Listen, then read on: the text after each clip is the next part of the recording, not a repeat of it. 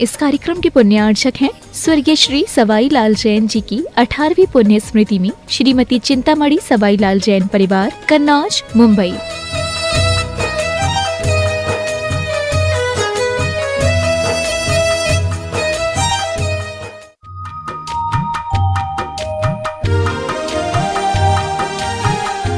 मेरे साथ महामंत्र के स्मरण के लिए अपना मानस तैयार करें। ऊंचा करो तो ये आज गड़बड़ हो गया ना। ओ हाथ जोड़ ले।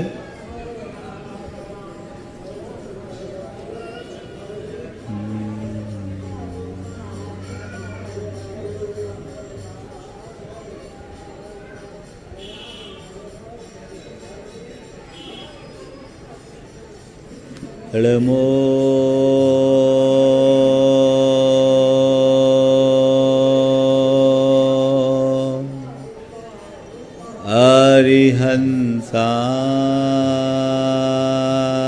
अरिहंसाणं। नमो अरिहंताणं। नमो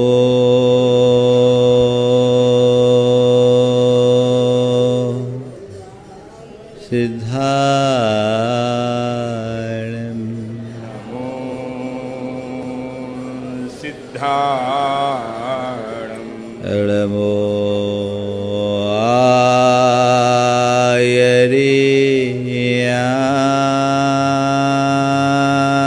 आयर्याणं।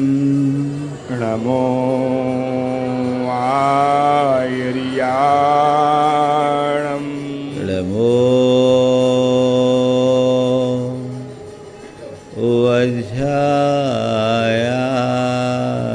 वज्रायाणं। नमो वज्रायाणं। नमो लोये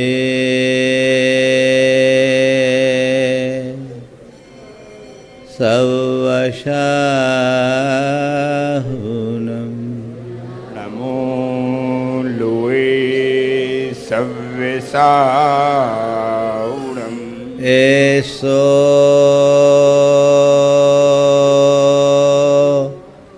पंचीणमुयारो।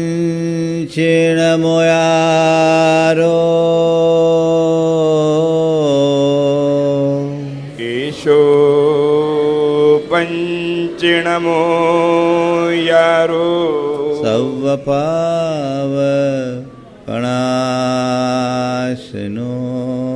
सव्वपावपणाशिनो। मङ्गलालं च सवेशिं। मङ्गलाणं च सव्येशिं। पढ़मं होय मङ्गलम्। परमं होय मङ्गलम्। जय बोलो देवादिदेव 1008 श्री भगवान महावीर स्वामी की जय जय जय। अहिंसा परमो धर्म की जय जय जय। परम पूज आचार्य गुरुवर श्री विद्यासागर जी महाराज की जय जय जय। परम पूज्य महामना मुनिराज प्रमासागर जी महाराज की। परम पूज्य अरय सागर जी महाराज की।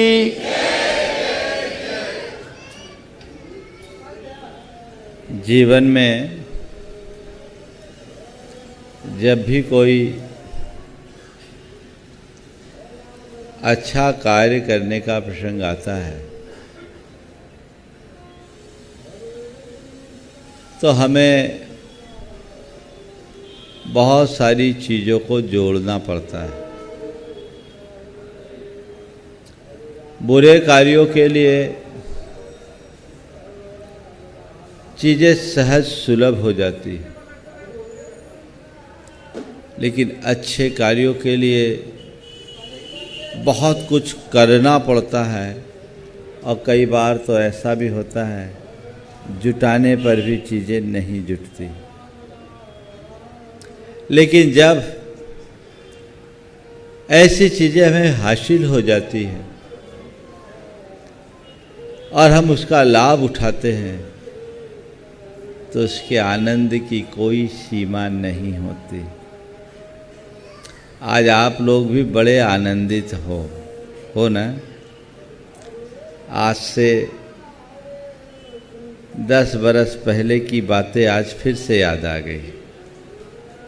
इसी परिसर में एक लंबे समय तक प्रवास रहा। आप लोगों ने लाभ लिया। आज फिर से वही लाभ लेने की मनोदशा के साथ यहाँ एकत्रित हुए। सवाल है, ये अंतर क्यों? आज 4 बातें आप सबसे करूँगा। किसी भी अच्छे कार्य के लिए सबसे पहली आवश्यकता है सामग्री की। धर्म ध्यान करना है, अगर धर्म ध्यान के अनुकूल सामग्री नहीं होगी तो तुम कैसे करोगे? पूजा पाठ करना है, पूजा पाठ के अनुकूल सामग्री नहीं मिलेगी तो तुम पूजा पाठ कैसे करोगे? प्रवचन सुनना है, सत्संग करना है, उसके अनुकूल सामग्री न मिले तो क्या करोगे? कोई भी कार्य करना है तो उसके अनुकूल सामग्री का होना बहुत जरूरी है। हमारे साथ अक्सर ऐसा होता है कि हमें अनुकूल सामग्री बहुत कठिनाई से मिलती है। लोग सोचते रह जाते हैं हमें सामग्री मिले मिले मिले, पर वो उससे वंचित हो जाते हैं। आप सब इस अर्थ में बड़े भाग्यशाली हैं कि आपको अपने जीवन को प्रशस्त बनाने के अनुकूल सामग्री सुलभ है कि नहीं?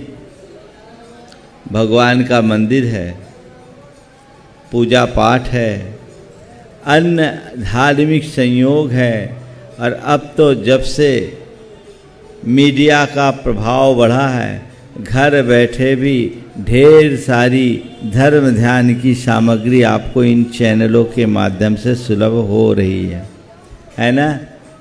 इस अर्थ में आप भाग्यशाली हो कि नहीं? और प्रकट रूप में भी आज आपको सब कुछ सुलभ हो जाता है। पहले लोग गुरुओं के समागम के लिए तरसते थे, अब बहुत सहजता और सुगमता से गुरुओं का समागम मिलने लगा। आपके नगर गांव में गुरुजन आते हैं और कदाचित नहीं आ पाते तो आप उनकी शरण में जाकर अपने आप को कृतार्थ कर लेते हो। इस अर्थ में आप सब बहुत भाग्यशाली है। वे लोग अपने भाग्य को कोसते कोसते चले गए जिन्हें ये साधन सामग्री सुलभ नहीं हुई। पंडित जुगल किशोर मुख्तार, जिन्होंने मेरी भावना लिखी, उन्होंने अपनी एक भावना को गजल के माध्यम से प्रस्तुत की। शायद आप लोग उसे नहीं सुने होंगे। सामग्री के अभाव में मन कैसा विकल होता है, कैसा व्याकुल होता है, ये पीड़ा इन पंक्तियों में प्रकट होती है। उन्होंने लिखा, साधु के दर्शन कहीं पाता नहीं, दिल दुखी है दर्द सहा जाता नहीं। साधु के दर्शन कहीं पाता नहीं, दिल दुखी है दर्द सहा जाता नहीं। धर्म की चर्चा थी उनसे जा बजा, धर्म अब ढूंढे नजर आता नहीं। कौम की किश्ती भंवर में जा फंसी, साधु तारक बिन तरा जाता नहीं। और दिल में आता है कि मैं साधु बनूं, साधु बिन साधु बना जाता नहीं। साधु बिन साधु बना जाता नहीं। वो पीड़ा उनके अंदर थी। वो एक युग था जब अनुकूल साधन सामग्री का अभाव था। इतने मुनिराज नहीं थे, इतनी प्रवचन सभाएं नहीं होती थी, इतनी तत्व की चर्चाएं नहीं होती थी, इतने मंदिर सुलभ नहीं थे, है ना। इस अर्थ में आप सब कितने भाग्यशाली हो। लेकिन अगर हम दूसरी तरफ देखते हैं तो आज से 50 बरस पहले सामग्री भले कम थी, लोगों में श्रद्धा अधिक थी, लोगों का आचरण अधिक था। आज जैसे व्यसन और बुराइयों में संलिप्तता नहीं थी। सामग्री के अभाव में भी वे लोग सुस्थिर थे और आज सामग्री के सद्भाव में भी लोग बिगड़े हुए हैं। 4 बातें जो आज मुझे आप सबसे करना है, पहले उनका उल्लेख कर लूं फिर बात करता हूं। सामग्री, सत्व, संयोग और श्रद्धा, ये चारों चीजें जिसके जीवन में होती है वे ही अपने जीवन को सफल बना सकते हैं। बात मैं सामग्री की कर रहा हूं। आज सामग्री सुलभ है, पहले सामग्री दुर्लभ थी। लेकिन विडंबना यह है कि सामग्री सुलभ होने के बाद भी हाल बेहाल है। क्यों? मैं कोलकाता में था, एक सज्जन मेरे पास लंदन से आए। यहाँ आने के बाद जब लोगों का हाल देखा, वो करीब 30 वर्ष बाद भारत आए थे। बोले महाराज जी, मैं तो यहाँ देख करके बड़ा आश्चर्यचकित हूँ, इससे अच्छा तो हमारा लंदन है, हम लंदन के लोग हैं। क्या? बोले मैंने सोचा यहाँ मुनि महाराज के लोग दर्शन करते हैं, आप लोगों के प्रवचन सुनते हैं, यहाँ कोई रात में नहीं खाता होगा, सब कुलाचार का पालन करते होंगे, मंदिर में पूजा पाठ आदि करते होंगे, यहाँ के लोगों में जैनत तो पूरी तरह से फलता फूलता होगा। लेकिन हम तो देख रहे हैं कि हम फिर भी लंदन में इनका परहेज कर लेते हैं, यहाँ तो आम है ना। सोचनीय बात। वे 7 समुंदर पाल भी अपने धर्म में पूरी तरह निष्ठावान हैं और तुम यहां रह करके भी दूर हो।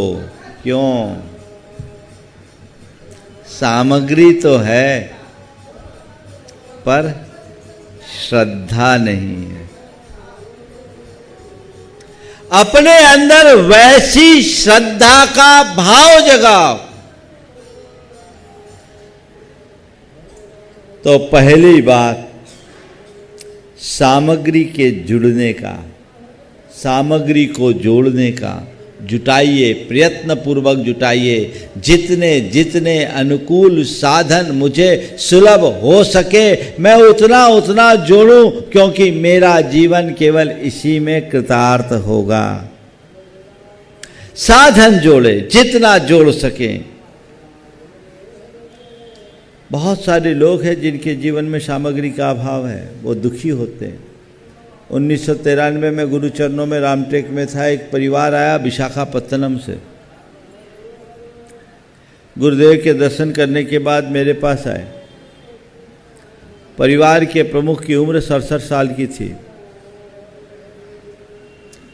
वो किसी काम से नागपुर आए थे। मालूम पड़ा आचार्य विद्यासागर जी महाराज रामटेक में विराजमान है। किसी ने प्रेरणा दी, वे दर्शन के लिए आ गए।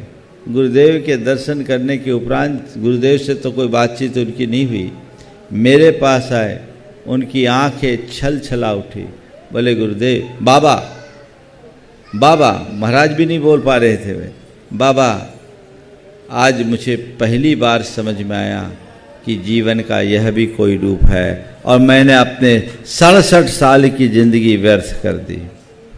एक बड़े कारोबारी थे, माइनिंग का व्यापार था, और उन्होंने कहा महाराज अभी तक मैंने केवल व्यापार और पैसा देखा, आज समझ में आ रहा है कि जीवन का असली रूप क्या है। आज मैंने भगवान के दर्शन किए।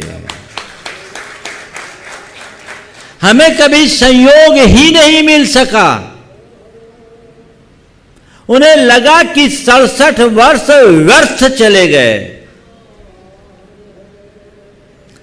आप लोग इस अर्थ में भाग्यशाली हो कि नहीं? सारी सामग्री तुम्हें प्राप्त है,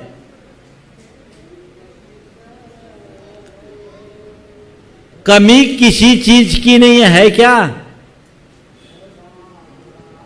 चलिए, सामग्री के बाद दूसरा चरण है सत्व का।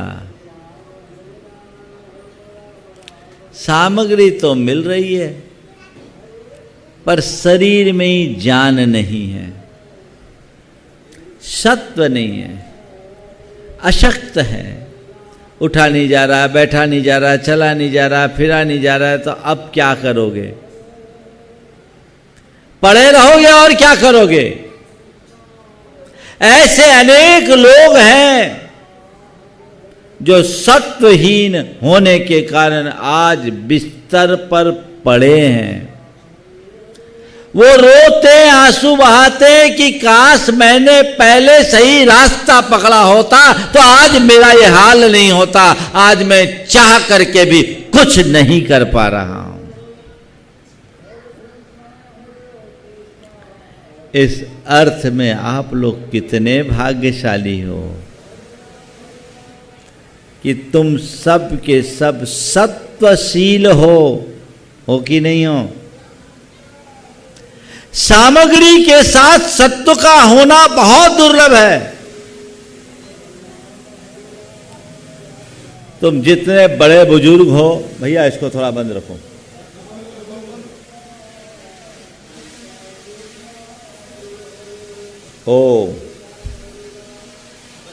हाँ मैं कह रहा था, बहुत सारे बड़े बुजुर्ग हैं, वो कहते हैं क्या करे, अब हमसे होता ही नहीं। मैं उनसे कहता हूं जब होने का समय था तब कर लिए होते तो ऐसा कहना ही नहीं पड़ता। कैसी विडंबना है, जब कोई छोटे धर्म के क्षेत्र में आगे बढ़ने को होते हैं तो बड़े कहते हैं कि अभी तुम्हारी उम्र क्या है, अभी तुम्हारी उम्र नहीं। और जब बड़े से धर्म करने के लिए कहा जाता तो कहते हैं अब हमारी उम्र कहाँ, अब उम्र बची नहीं। जब उम्र थी तब समझ नहीं थी, और अब उम्र बीत गई तो सत्व नहीं है। अगर तुम्हारे पास सत्व है, शक्ति है, तो उसका लाभ उठाओ। मेरे पास सारी अनुकूल सामग्री है, सामग्री बाहर की नहीं भीतर की भी, भौतिक सामग्री, मानसिक सामग्री सब है। आज तुम्हें त्याग तप करना है, सबल शरीर है, अच्छी बुद्धि है, भगवान का नाम लेना है, तुम्हारे पास बोलने की क्षमता है, धन संपन्नता है, भगवान का मंदिर बाजू में है, सब कुछ तुम्हारे साथ है, शरीर भी सक्षम है। तो क्या करो, इसका उपयोग करो। सत्वहीन हो जाने के बाद चाह करके भी कुछ नहीं कर पाओगे। बेटा अब तो हमसे होता ही नहीं है। रोने के अलावा तुम्हारे पास कुछ नहीं बचेगा। पर कोरे सत्व से भी काम नहीं चलेगा। सामग्री है, सत्व है, पर संयोग भी चाहिए। संयोग अनुकूल न हो तो कुछ नहीं कर पाओगे।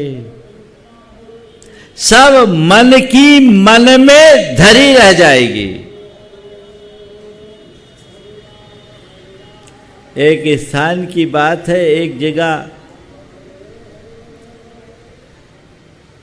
मंदिर बना और मंदिर बनाने में जिसकी केंद्रीय भूमिका थी, बड़ी उमंग थी कि मैं इस मंदिर की प्रतिष्ठा में अग्रणी भूमिका रखूं, सौधर्मेंद्र बनूं।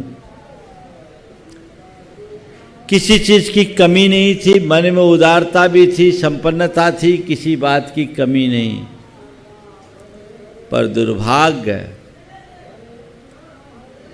पंच कल्याण के एक सप्ताह पहले उसके पैर का फ्रैक्चर हो गया। अब क्या करें?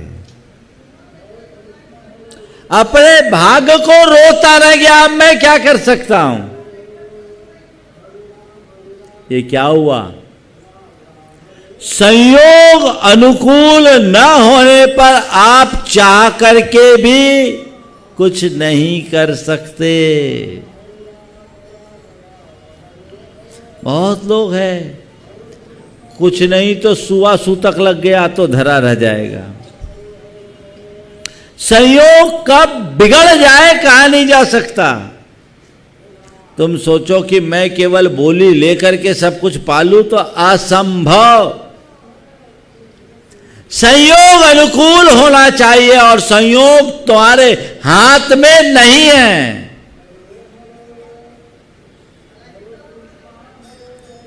तो वे लोग बड़े भाग्यशाली हैं जिन्हें अनुकूल सामग्री मिलती। वे लोग और भाग्यशाली हैं जिनके पास सत्य है, और वे महाभाग्यशाली हैं जिनके पास संयोग भी है। मैं समझता हूँ यहाँ उपस्थित लोगों में तीनों में किसी की कमी नहीं है। क्या नहीं है ना? सामग्री है? बोलो हाँ या ना, बोलो जोर से तो बोलो। सामग्री है? पटना की आवाज नहीं आई। सामग्री है? हाँ। सत्व है? सत्व दिखे जोर से। सत्व है? संयोग है? फिर पीछे क्यों है? फिर पीछे क्यों? इन तीन के होने के से काम नहीं चलेगा। इन तीन से भी बलवान है श्रद्धा। श्रद्धा होनी चाहिए। अगर तुम्हारे मन में श्रद्धा है तभी तुम सामग्री का लाभ उठा पाओगे, तभी तुम अपने सत्व का सदुपयोग कर पाओगे, और तभी तुम्हें संयोगों से कुछ लाभ मिल सकेगा। श्रद्धा नहीं तो क्या है? कुछ नहीं। अपनी श्रद्धा को टटोलो, श्रद्धा को जगाओ, क्योंकि श्रद्धा हमारी प्राथमिकताओं को बदल देती है। मन में श्रद्धा हो जाए कि नहीं मुझे ये काम करना है, इसी में मेरा हित है, तो तुम्हारे लिए बाकी सब बातें गौण। फिर किसी को प्रेरणा देने की जरूरत नहीं पड़ेगी, खुद अंदर से उत्प्रेरित होगे। और तुम लोग हैं जिनको धक्का मारना पड़ता है, चलो चलो चलो चलो।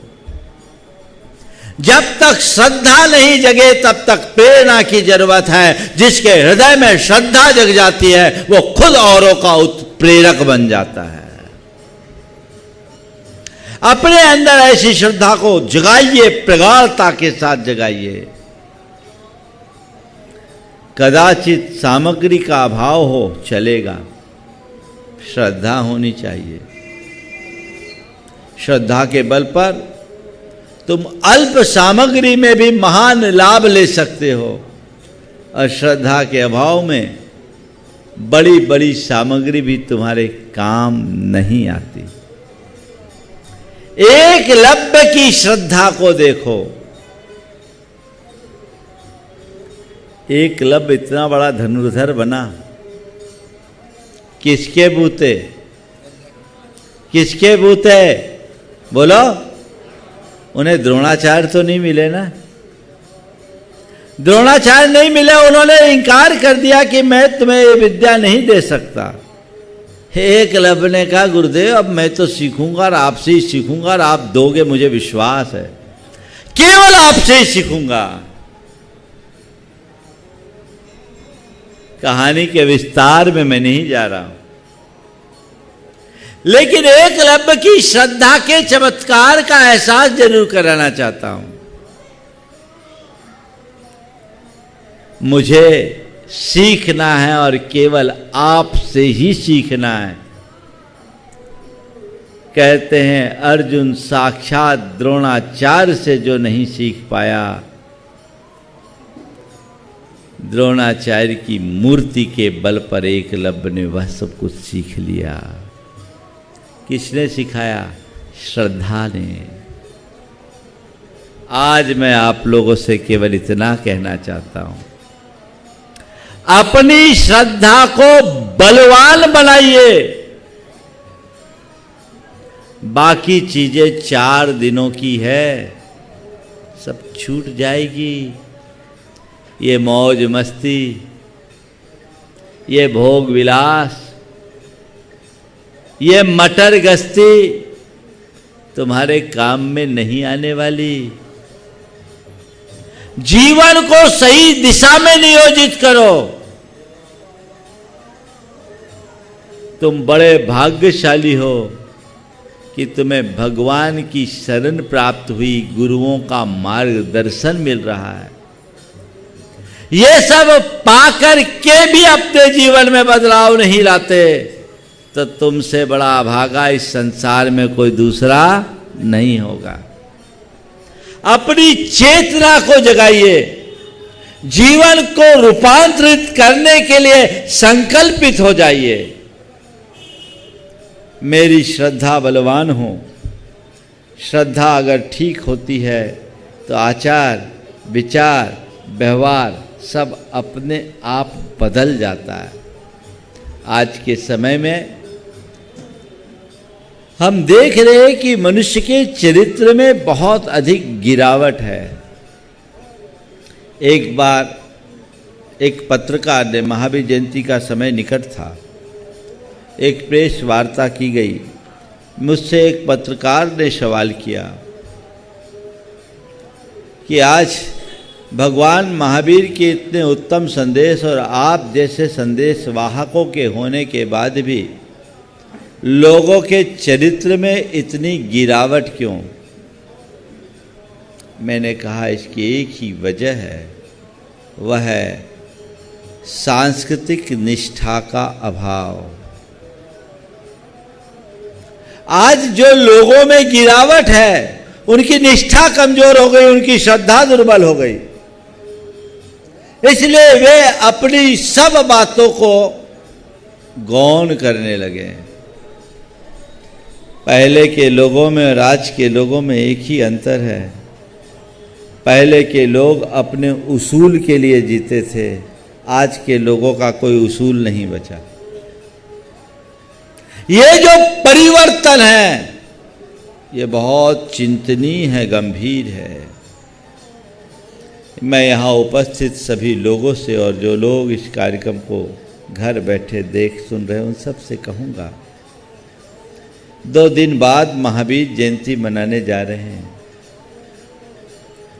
कोरे भगवान महावीर के कोरे जयगान करने से कुछ नहीं होगा। जियो और जीने दो का असल संदेश अपने जीवन में अनुगूंजित करने की जरूरत है। जैन धर्म की अगर सच्ची प्रभावना करना चाहते हो तो जैनत्व को अपने जीवन में प्रतिष्ठापित करो। वे लोग बड़े अभागे हैं जो जैन होने के बाद भी जैनत्व से विमुख है। भगवान महावीर के अनुयायी होने का सौभाग्य तुम्हें मिला है। अपनी चेतना को जगाओ और महावीर को पूजने की जगह महावीर के होने की कोशिश करो। भगवान महावीर की पूजा तो सब करते हैं, पर भगवान महावीर की जब हम सुनना शुरू कर दें तो जीवन में बदलाव आएगा। अपना जीवन व्यसन मुक्त हो, बुराई मुक्त हो, सदाचार सहित हो, तो हम अपने जीवन का उत्थान कर सकते हैं। जिन लोगों ने भगवान महावीर के संदेश को ठीक रीति से सुना, वे जैन न होने के बाद भी आज कट्टरता से भगवान महावीर के अनुयायी बने हुए हैं। आज से 18 वर्ष पूर्व रीवा विश्वविद्यालय के तत्कालीन कुलपति ADN वाजपेयी मेरे पास आए। वो वाजपेयी थे, ब्राह्मण थे, एक बड़े शिक्षाविद। उन्होंने एक बड़ी बात की। जब से उन्होंने जैन ग्रंथ पढ़ा, उन्होंने रात्रि भोजन भी छोड़ दिया था। 52 दिन तक उन्होंने मौन साधना की। जैन धर्म के प्रति उनकी बड़ी गहरी रुचि जगी और उन्होंने एक कड़ी बात मंच से कही कि मैं जैन धर्म से प्रभावित हूँ, जैनों से नहीं। ताली मत बजाओ, सिर ठोक लो। कहाँ ताली बजा रहे हो? क्या शब्द कहा उन्होंने? मैं जैन धर्म से प्रभावित हूँ, जैनों से नहीं। क्योंकि जब कभी मैं जैनों को रात में खाते हुए और व्यसनों में लिप्त होते दिखता हूँ तो मुझे लगता है ये कैसे जैन हैं? क्या यही जैनों का आदर्श है न? सोचनीय बात। आप कर क्या रहे हो? हमें कुछ जगह स्थिर होना चाहिए। आज की नई पीढ़ी के लोग बहुत ज़्यादा व्यसनों में संलिप्त होते जा रहे हैं। खासकर उच्च शिक्षा में जाने वाले लोगों में, चाहे वो युवक हो या युवती, मद्यपान आम होता जा रहा है। जब मैं युवक युवतियों से बात करता हूँ तो वे कहते हैं धीरे धीरे ये तो अब एक कल्चर हो गया है। कल्चर नहीं, ये हमारे कल्चर को कचरा बनाया जा रहा है, कुतरा जा रहा है। इनसे बचना चाहिए। कल हमारा जीवन रहे न रहे कौन जानता है। जो चीज़ें हमने जन्म घुट्टी में त्याग कराई गई, उन चीज़ों का सेवन यदि आज की पीढ़ी करती है तो ये बहुत सोचने जैसी बात है। इन पर बहुत गंभीरता से विचार होना चाहिए और इनका पूरी तरह परित्याग होना चाहिए। समाज में बदलाव की बहुत बड़ी ज़रूरत है। अगर तुमने देव गुरु धर्म की शरण पाकर के भी अपनी श्रद्धा को नहीं जगाया तो अपने जीवन का उत्थान कैसे करोगे? ये मनुष्य जीवन बार बार नहीं मिलने वाला, बहुत कठिनाई से मिलता है। बाकी चीज़ें तो 4 दिन अच्छी लगती है और सब निस्सत्व हो जाती है। पर आज सब लोग पूरी तरह से वेस्टर्न कल्चर का अंधानुकरण करने लगे हैं और अपनी मूलभूत संस्कृति को खो रहे हैं। संत कहते हैं मौज शौक करो पर अपनी मर्यादाओं के भीतर। मर्यादाओं का उल्लंघन करोगे तो जीवन में कभी सफल नहीं होगे। आपके यहाँ गंगा बहती है, गंगा में लहरें उत्पन्न होती है, अटखेलियाँ खेलती है। गंगा खूब अटखेलियाँ खेलती है, लेकिन अपने तटों के मध्य रहकर, तटों का उल्लंघन नहीं। और जब जब गंगा अपने तटों की मर्यादा को छोड़ती है, तोड़ती है, तो पटना में अनेक बार उसका विप्लव देखा है कि नहीं देखा? मर्यादा में रहोगे सुरक्षित रहोगे, मर्यादा खोगे तो सब कुछ खो जाएगा। ये अपने गांठ में बांध कर रखिए कि मुझे मेरे जीवन की सीमा में रहना है। हर व्यक्ति की एक सीमा रेखा होनी चाहिए, एक लक्ष्मण रेखा होनी चाहिए। उसका किसी भी स्थिति में उल्लंघन नहीं होने देना, तब कुछ सार्थक होगा। मैं आजकल देखता हूँ गुरु भक्तों की संख्या तो रोज बढ़ रही है, पर मन में जैसी भक्ति होनी चाहिए वो नहीं दिख रही। आपका गुरुओं के साथ जो संबंध है, मुझे लगता है भौतिक संबंध बन कर रह गया है, जबकि गुरुजनों के साथ भौतिक नहीं भावनात्मक संबंध ज़्यादा जरूरी है। गुरुओं से तुम भावनात्मक रूप से जुड़ोगे तो वो तुम्हारे हृदय में बैठ जाएंगे, और एक बार जिसने गुरु को हृदय में बिठाल दिया वो कभी गलत कर ही नहीं सकता। हृदय में बिठाओ, उन्हें अपना आदर्श बनाओ, और अगर वो तुम्हारे अंदर बैठ गए तो वे ही तुम्हारी समस्त वृत्तियों और प्रवृत्तियों के संप्रेरक बनेंगे। फिर तुम कुछ गलत करने की सोच ही नहीं सकोगे। कदाचित कोई दुर्भाव मन में जागेगा भी तो वो तुम्हें रोक लेंगे। ये संसार बहुत भयावह है, यहाँ भटकाने वाले निमित्त कदम कदम पर हैं, संभालने की सामग्री बहुत कठिन है। इसलिए संभल करके चलो, अपने पतन से अपने आप को बचाओ, ताकि जीवन को बेहतर बनाया जा सके। महावीर जयंती आ रही है, पूरे देश में खूब उल्लास के साथ महावीर जयंती मनाई जाएगी। कल लोगों ने रामनवमी पूरे देश में उत्साह से मनाया। 2 वर्ष के अंतराल के बाद ये उत्सव आप सबके जीवन में आया है।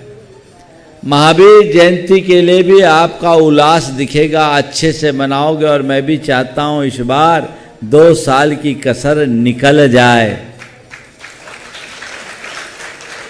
लेकिन ये उत्सव केवल सड़कों का उत्सव न हो, ये उत्सव जीवन का उत्सव बने, ये प्रयत्न करो। सड़क पर उत्सव मनाना, जयकारे लगाना बहुत बड़ी बात नहीं है। ये तो 2-4 घंटे का कार्यक्रम होता है। कई लोग तो ऐसे होते हैं जो ऐसे धार्मिक उत्सवों में भी चढ़ा के आते हैं, उसमें भी चढ़े रहते हैं। ये क्या करेंगे? हालांकि बिहार सरकार ने अच्छा काम किया है कि सुविधाएं ख़त्म कर दी है, फिर भी ऐसे लोग कहीं ना कहीं से अपना कोई ना कोई रास्ता निकाल ही लेते होंगे। लेकिन मेरा कहना है कि सच्चे अर्थों में भगवान की भक्ति करना है, गुरु की भक्ति करना है, तो तुम पर चढ़ना चाहिए। चढ़ा के करो, पर किसे चढ़ा के करो? बस गुरु भक्ति का नशा चढ़ा के करो, प्रभु भक्ति का नशा चढ़ा के करो। बाकी सब नशा छूट जाए, जीवन बदल जाएगा। ऐसा कुछ प्रयास, ऐसा कुछ पुरुषार्थ आप सबके जीवन में घटना चाहिए। ये संयोग मिल रहे हैं हमारे लिए, इनका लाभ उठाइए और अपने जीवन में स्थायी बदलाव लाने के लिए संकल्पित हो जाइए। आज यहाँ जितने लोग उपस्थित हैं, अगर सच्चे अर्थों में अपने आप को जैन मानना चाहते हो, मानते हो कि नहीं? पहले ये बताओ, बोलो, आप लोग अपने आप को जैनी मानते हो कि नहीं? थोड़ा जोर से बोलो, जैनी हो कि नहीं? हो ना? तो बस मैं इतना ही कहना चाहता हूँ, यदि अपने आप को जैनी मानते हो तो बस जैनी बनने का संकल्प ले लो। जैनी मानते हो तो जैनी बनने का संकल्प ले लो। महाराज जैनी तो हम हैं ही, अब बनने के लिए क्या करना पड़ेगा? मैंने कहा नहीं, जन्म से जैनी बने हो, जैनी हुए हो, माँ बाप ने जन्म दे दिया, जैन कुल में जन्म ले लिया, इसलिए तुम जैनी कहलाने लगे। पर जैनी कहलाने वाला जैनी बने कोई जरूरी नहीं। जब तुम्हारे कर्म में जैनत्व प्रतिष्ठित होगा तब तुम जैनी बन पाओगे। और जैनी बनने के लिए जैन कुल में जन्म लेना ही जरूरी नहीं है, कोई भी बन सकता है।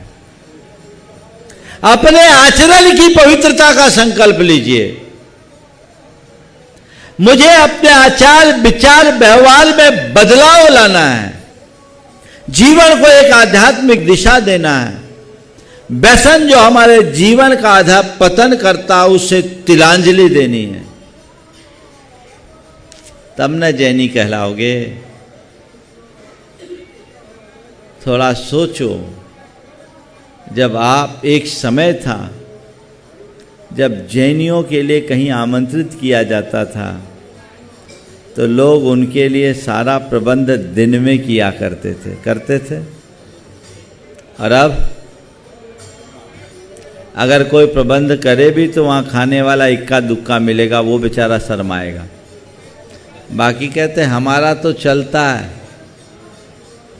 और केवल रात्रि भोजन नहीं चलता, अब तो सब कुछ चलता है, पता नहीं क्या क्या चलता है। और ऐसा कहने वाले लोग अपने धर्म को ही चलता कर रहे हैं। संभालो अपने आप को। ये जिम्मेवारी युवा पीढ़ी की है।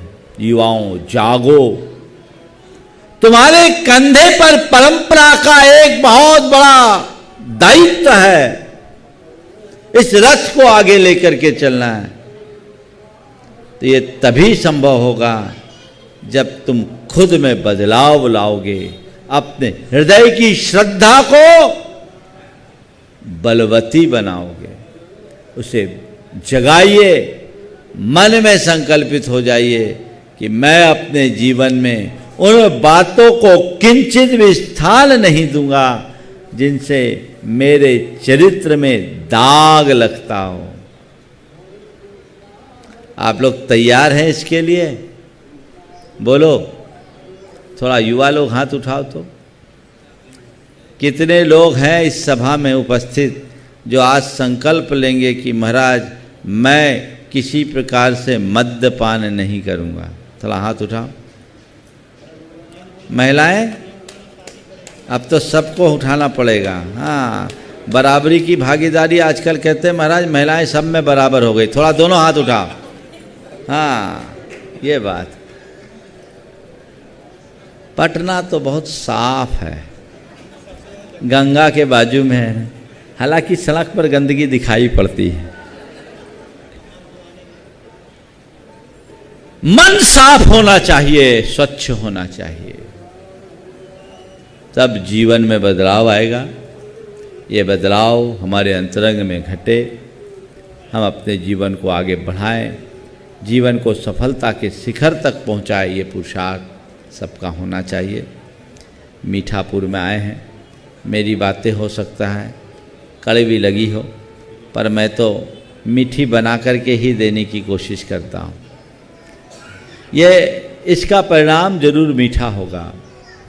मैं कड़वी बातें नहीं करता, तुम्हारे जीवन की कड़वाहट मिटाने का प्रयत्न करता हूँ, जीवन में मधुरता लाने का प्रयास करता हूँ। वो मधुरता आनी चाहिए। 4 बातें जो मैंने आज आप सबसे की, हमेशा उस पर विचार करो। सामग्री, सत्व, संयोग और श्रद्धा। पंचकल्याणक भी आपके लिए एक अनुकूल सामग्री बनकर आया ना?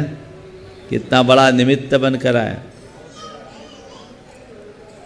सत्य भी तुम्हारे पास है और तुम्हारे हित में इतनी दूर से चल के हम लोग आए हैं। और हम तो चल कर आए 300 किलोमीटर, और तुम रोज 12 किलोमीटर नहीं आ पाओ तो फिर सोच लो कितने अभागे हो, है ना? अब पटना में आयोजन लोग कह रहे, पर है तो पटना से दूर, पुराना पटना में। मैं चाहूँगा ऐसे अवसर का भरपूर लाभ उठना चाहिए। हर कोई को अपने सारे कार्यक्रमों को व्यवस्थित करते हुए इस अवसर का लाभ उठाना चाहिए। महावीर जयंती का उल्लास हमारे जीवन में एक नए उत्साह का संचार करे। मैंने जैसा अभी कहा, ये सड़क का उत्सव नहीं, जीवन का उत्सव बने। जीवन में एक नई ध्वनि प्रकट हो, एक नया रव प्रकट हो, जो हमारे जीवन में बदलाव घटित कर सके और हम अपने जीवन को आगे बढ़ा सके। इस भाव के साथ समय आप सबका हो गया है, यहीं पर विराम दे रहा हूँ मंगल भावना की 4 पंक्तियों के साथ। मंगल मंगल होए जगत में सब मंगलमय हो। मंगल मंगल होए जगत में सब मंगलमय हो। इस धरती के हर प्राणी का मन मंगलमय हो। इस धरती के हर प्राणी का मन मंगलमय हो। कहीं क्लेश कालेश रहे ना, दुख कहीं भी हो। कहीं क्लेश कालेश रहे ना, दुख कहीं भी हो। मन में चिंता भय न सतावे, रोग शोक नहीं हो। मन में चिंता भय न सतावे, रोग शोक नहीं हो। नहीं बैर अभिमान हो, मन में क्षोभ कभी नहीं हो। नहीं बैर अभिमान हो, मन में क्षोभ कहीं न हो। मैत्री प्रेम का भाव रहे, नित मन मंगलमय हो। मैत्री प्रेम का भाव रहे, नित मन मंगलमय हो। मंगल मंगल होए जगत में सब मंगलमय हो। मंगल मंगल होए जगत में सब मंगलमय हो।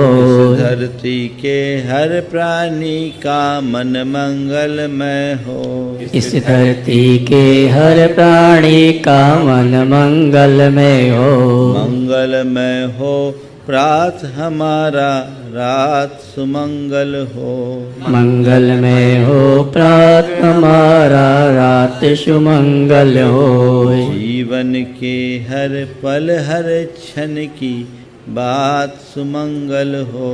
जीवन के हर पल हर क्षण की बात सुमंगल हो। हर घर में मंगल छा जावे, जन जन मंगल हो।